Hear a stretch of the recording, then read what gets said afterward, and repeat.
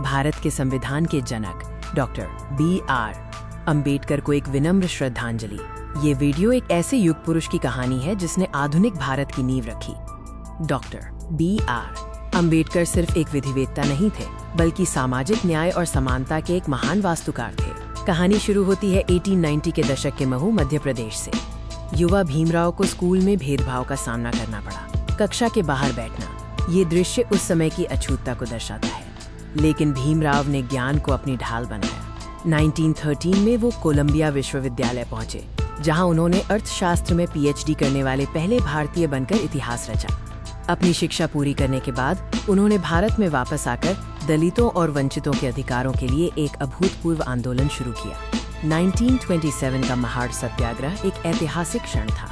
अम्बेडकर ने चावदार तालाब से पानी पीकर सार्वजनिक जल स्रोतों पर दलितों के अधिकार की घोषणा की। भीड़ ने जय भीम के नारे लगाए।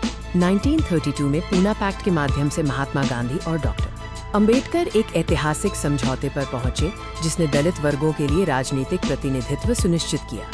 हालांकि उनका सबसे महान योगदान संविधान सभा में आया, जिसने उन्हें भारत के संविधान का जनक बनाया। 1946 से 1949 तक संसद के भव्य हॉल में डॉक्टर अम्बेडकर ने मसौदा समिति के अध्यक्ष के रूप में देश के भविष्य को आकार दिया। उनकी कलम से संविधान के पन्ने रचे गए। अनुच्छेद 17 ने कानूनी रूप से अस्पृश्यता को समाप्त कर दिया, जो एक जलती हुई मशाल के समान था।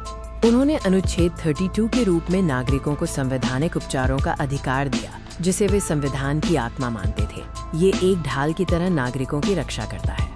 संविधान के परे डॉक्टर अम्बेडकर के विचार भारत के आर्थिक और सामाजिक ताने बाने के लिए भी महत्वपूर्ण थे। उनकी आर्थिक दृष्टि ने भारतीय रिजर्व बैंक की स्थापना की प्रेरणा दी। उनकी पुस्तक the problem of the rupee आज भी प्रासंगिक है।